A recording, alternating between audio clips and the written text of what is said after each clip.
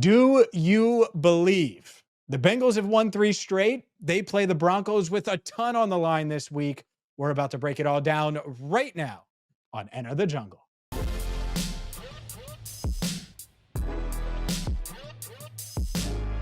Hi again, everyone, and welcome into Cincinnati Bengals Talk. I'm James Rapien. He is Andrew Fox Miller. Merry Christmas and happy holidays to each and every one of you.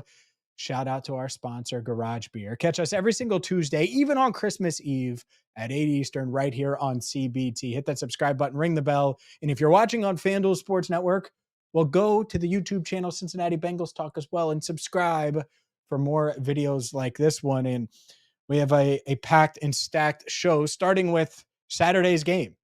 It's Bengals, it's Broncos, it's meaningful football in December, something that when the Bengals lost 44-38 to the Pittsburgh Steelers on December 1st, Andrew, I didn't think we'd get. And yet here we are. The Bengals season is on the line on Saturday, and there's a ton of playoff implications behind it. I have a lot of thoughts on this. We only have so much time, James. I think, is that the question? Do we believe? Is that what we're putting at the forefront here? Do you believe? Do you? No. Oh, no, you don't believe. I believe they can beat the Broncos. Do I believe everything's going to align perfectly for them to get in the playoffs? I'm going to lean no on that one too. I mean, come on, that's so difficult. It'll be all the more rewarding if it happens, all the more shocking if it happens. We're still here, aren't we? People like you just make me sick. Okay. For reasons outside of football and with football, I'm sure. Oh, I'm being a realist. No, I didn't even know you were going to go this route. I actually thought I'd get optimistic, Andrew, because we're recording this on Christmas Eve. Okay. It's the holiday season. The Bengals have won 3 straight. Joe Burrow is well on his way to winning another NFL award in a few weeks. And Jamar Chase is setting records. And you're over here like, yeah, is it going to happen? No. Oh, how does Jamar Chase setting records impact whether or not the Colts lose a game of the remaining 2? How does Joe Burrow potentially winning MVP change whether or not the Miami Dolphins lose a game of their remaining 2 games? Like, that's where I'm That's where I'm sitting right now. That's what I'm saying. Well, it should change it, because if the NFL was even remotely rigged, they should prefer Joe Burrow and Jamar Chase being in the playoffs, because they're 2 of like the 5 biggest stars in the NFL. So there you go. If the NFL is rigged, the Bengals will find a way to get into the playoffs. You saw it here first. No, but to your point, yeah, a lot of things need to happen. And that's why when I think of, the Dolphins have to lose one of their next 2 games. The Bengals have to beat the Broncos, and then the Broncos have to lose week 18 to the Chiefs. The Colts have to lose one of their next 2 games. Like, when I think of all those things that need to happen, and then all of the other tentacles, and we did a video on this on Monday, so check that out if you're missing it or you're wanting to know. But it's like, that 16-10 loss to New England after week 1, like, we sat there and we talked about it. And it was like, this feels like it could bite them in the butt. And then you have the Jaden Daniels game. You have the botched hold game for Ryan Rico. You have the second Baltimore game. You have the Pittsburgh game where Lou Anarumo's defense couldn't stop a nosebleed. And they're 2-7 in 1-score games. And there's other games. But I think that the thing that, when I go through the playoff scenarios the most, that irks me, or when I think and try to answer the question, do I believe? The thing that I keep going back to is, oh my God, how did you guys blow all of those games that you should, like the Patriots game, they should have won with you at quarterback. They had Joe Burrow at quarterback. How did they lose that game? And I know that irks the powers that be, coaches, all of the above, because that's a game they should have won. And so when I think of all of this, all the scenarios, and should I believe, should I not, I just go back to all of these games, starting with the Patriots game week 1. And I seriously wonder, how in the hell did you lose that game? New England is the game I always go back to. One, because it was week 1. Like, you're thinking about how they kicked off the season and the impact of the way that felt, of like, where are we going? Here we go again. Slow start. I hope that whatever happens, whether or not they make the postseason, especially if they don't, let's just say that, I guess, that this team is looking back and going, that's a moment where you can reflect. I don't want them to think about it now, but they need to be. We can think about that now. I don't want them to think about that now. But they should be looking back at that and being like, look at how critical just a week one game was out of division. And here we are. I cannot stop thinking about that game. I don't know what that says about me or you if you're still doing the same thing, but I'm obsessed with that game. And I didn't think much of it at the time other than disappointment. Yeah. I mean, to me, it's not just that game. It's not, So, but there were so many things that went into that game. You know, the T Higgins injury on the Thursday that they didn't think was that bad, and then he came in Friday and it was, so he missed time. All of these things, and that's just one of the many. The Tanner Jamar Hudson coming off a fumble. hold in. Well, that was a huge one because Jamar clearly wasn't himself, Right. and mentally, or it just wasn't there because of everything going on. The Tanner Hudson fumble on the goal line, Jacoby Brissett running for 3 first downs when he runs like you. Jacoby Fox Miller Brissett runs like you. Happy Anyways, holidays, yeah. everyone. Aren't we having Good fun? God. Just plodding all over. Boom, boom, boom, boom, boom. Like, Hey. good God. Like, I joke about it. I say, aren't we having fun? It's sarcasm, of course. But speaking of fun, look, if there's something to be thankful for this holiday season, we're still watching meaningful football games for the Cincinnati Bengals team until we aren't. But it's happening right now. I would have never guessed it if we had talked about it in November like this. So here we are. sure. I would have. There was a time in November, but like I said, after December 1, cooked. You're 4-8.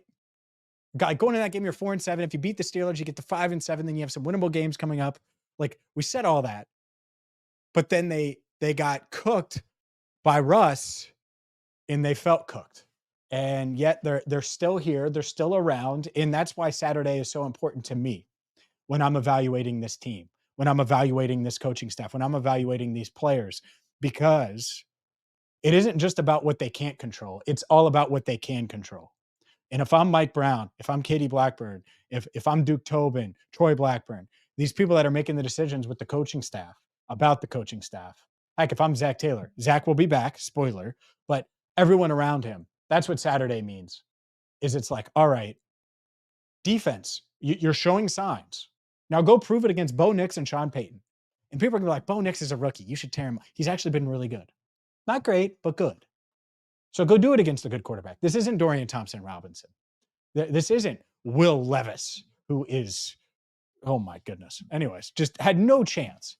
And so this is their opportunity, regardless of all the other stuff, to prove it, to show that what they've done over the past 3 weeks is who they truly are. If you're Cam Taylor-Britt, this is a chance for you to show who you truly are. And I do think he's closer to what we've seen in the recent weeks than we saw at the beginning of the season. But I need you to keep showing it. I'm intrigued by how Geno Stone is playing. Will it continue? Will McKinley Jackson and Chris Jenkins and all of these guys, these young defensive linemen that have stepped up, Miles Murphy had some pressures the other day. Will those guys continue to take a step forward against a good Broncos front?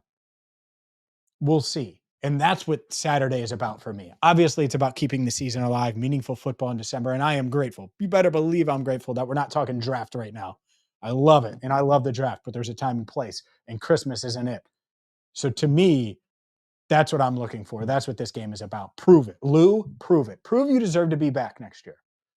These young players, prove you deserve to have a significant role. Jordan Battle next year. That's what I'm looking at. All right. Meaningful football. All of that said, that's going to be the theme until it's not.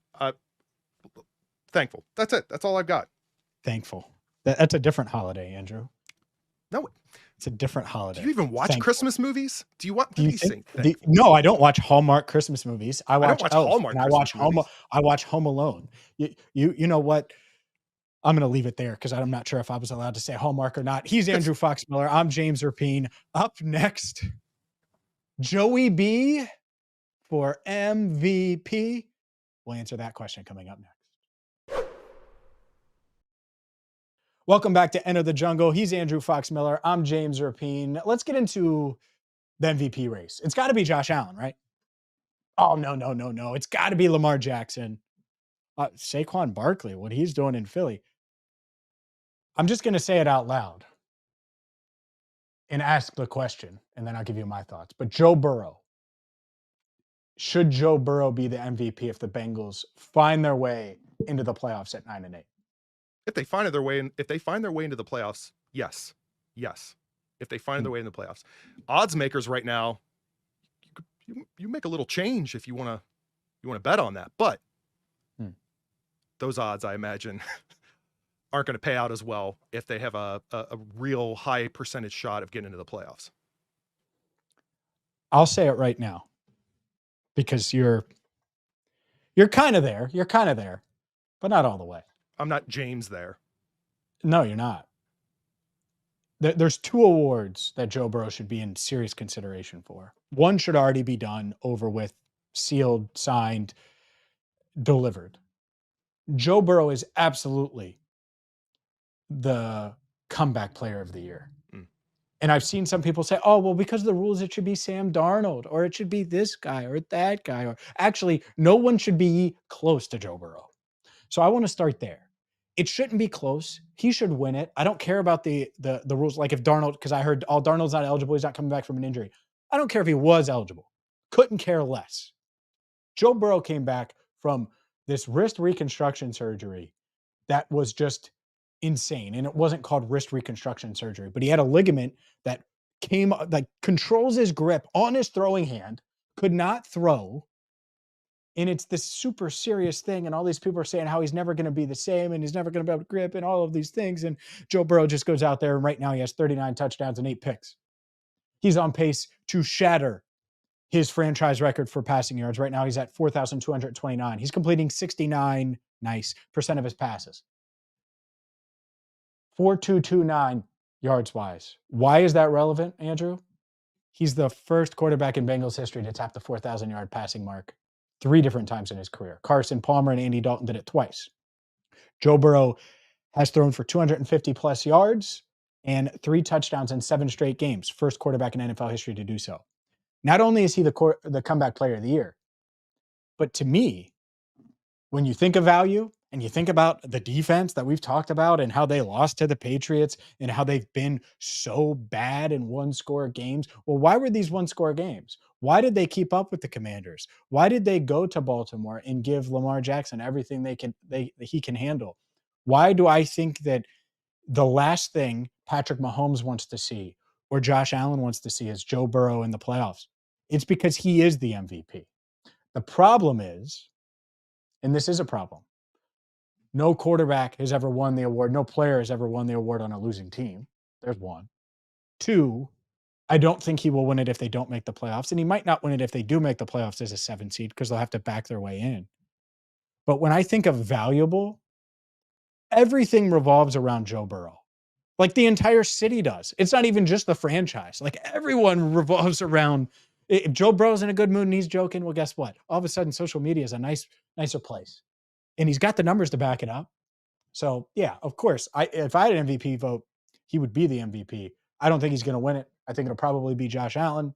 Lamar Jackson certainly deserves consideration, but Joe Burrow's right there for me with those guys. Objectively, would you vote for him as MVP if they didn't make the playoffs? Forget precedent, all of that. Would you do that? Yeah, I don't. I heard Rex Ryan on Monday say it's a team award, and it's not. Like, that's what's wrong with people. It's the most valuable player. Who value? Do you know what value means? No one knows what value means anymore, and it's silly, and so, like, it should be Saquon Barkley or Jamar Chase for offensive player of the year. Those are the 2 guys. For MVP, Josh Allen, super valuable to the Buffalo Bills. Lamar Jackson, super valuable to the Baltimore Ravens. Joe Burrow, super valuable to the Cincinnati Bengals. I don't think that Jared Goff is that valuable to the Detroit Lions. I think he's a good player. I also think that they're loaded on offense, and that's why he's putting up huge numbers. I don't think Saquon Barkley is the most valuable player on the Eagles. Really good offensive player of the year candidate. I don't think he's the most valuable. And so I think these analysts, it's not a team award, Rex. It's a player world, the most valuable. And so that's how I would vote. So yeah, of course, Joe would be right there. I would have to dive really into the numbers with Josh and Lamar, and I haven't seen every snap they've taken like I've seen Joe's every snap. So I don't want to say for sure I would vote for Joe, but he's in the top 3 by far. Okay. Do we have time for Jamar? Not to debate it, but I don't know how you can be in the Triple Crown running, in the running for it, and leading it going into week 17 and not be right there for offensive player of the year. I don't think there's a more valuable receiver in the NFL. I'll say that. If he doesn't win Triple Crown, there's still an argument, right? I mean, Oh, for sure. I mean, yeah. 16 touchdowns. That alone. Oh, and then you look at the receptions, you look at the yards over 1,500. Absolutely. He's got a big test this week. You talk about Joe, everything revolving around him. Obviously, Jamar not quite to the same extent, but he's next man up in that conversation, and he's not far from it.